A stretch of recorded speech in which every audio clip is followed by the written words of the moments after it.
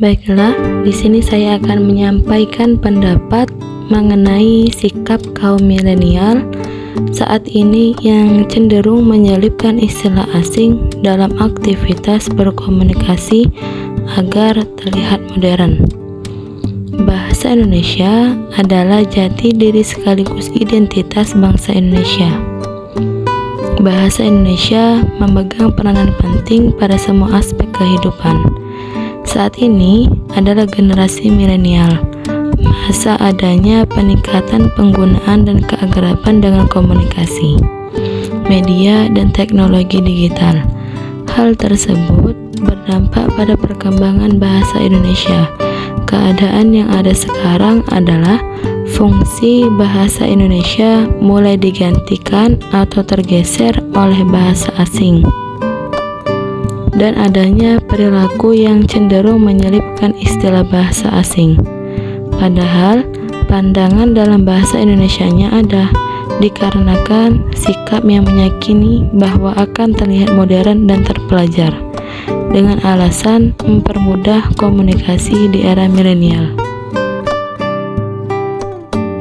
Generasi ini hadir sebagai bentuk diferensi antara generasi zaman dulu yang eksis di tahun 90-an dengan generasi yang sedang eksis di zaman sekarang. Dari segi usia, bisa dikatakan generasi milenial adalah mereka yang saat ini berada pada rentang umur 15-30 tahun. Bahasa meliputi ungkapan, pengucapan kata, dan konstruksi yang telah dipakai dalam jangka waktu yang lama. Ungkapan, pilihan kata, dan konstruksi itu dipilih oleh penutur dari generasi yang berbeda dengan frekuensi yang berbeda pula. Bahkan, ada bagian bahasa lebih pada tataran leksikal dan sintaksis yang dirasakan berbeda oleh penutur modern dengan yang kuno.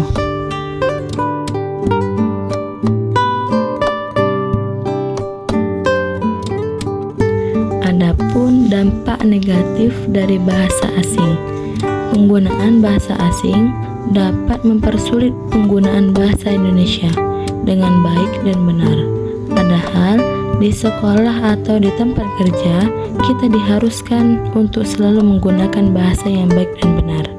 Bahasa asing dapat mengganggu siapapun yang membaca dan mendengar kata-kata yang termaksud di dalamnya, karena tidak semua orang mengerti akan maksud dari kata-kata asing tersebut. Terlebih lagi dalam bentuk tulisan, sangat memusingkan dan memerlukan waktu yang lebih banyak untuk memahaminya. Lalu saya akan menafsirkan kalimat utamakan bahasa Indonesia, kuasai bahasa asing, dan lestarikan bahasa daerah. Maksudnya, utamakan bahasa Indonesia yakni selalu mendahulukan bahasa Indonesia. Bahasa Indonesia diletakkan di posisi paling atas, kemudian di bawahnya atau selanjutnya diikuti terjemahan bahasa lain, seperti contoh, buka, lalu bawahnya ada tulisan open. Jangan sampai terbalik, yaitu utamakan bahasa Indonesia lalu bahasa asing. Itulah poin utama dari mengutamakan. Kuasai bahasa asing. Menguasai bahasa asing bukanlah suatu kesalahan, bahkan adalah anjuran dan suatu keharusan, karena dunia semakin kritis dan jejaring pertemanan serta hubungan kerja dari berbagai tempat akan kian mudah diakses jika penduduknya memiliki kemampuan berbahasa asing.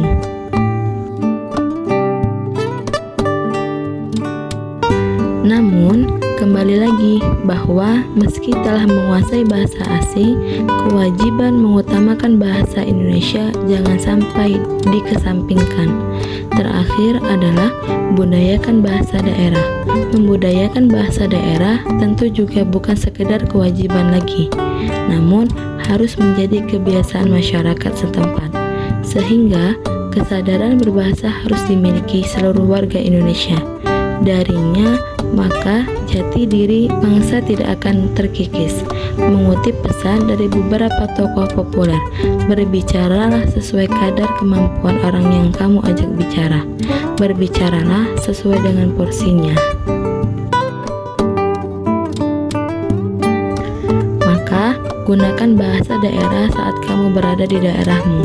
Gunakan bahasa asing saat kamu berada di luar negeri atau tengah memiliki kepentingan yang melibatkan bahasa asing.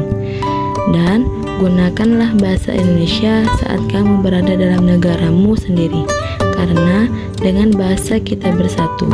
Bahasa daerah yang akan menyatukan tiap-tiap daerah. Bahasa Indonesia yang kemudian menyatukan seluruh masyarakat dari berbagai daerah menjadi satu kesatuan. Sehingga bahasa Indonesia juga disebut sebagai bahasa nasional. Terakhir, bahasa asing yang dapat menyatukan antar negara, yang kini disebut sebagai bahasa internasional. Bukan hal sepele lagi, karena tiap semua negara memiliki bahasa nasional seperti Indonesia.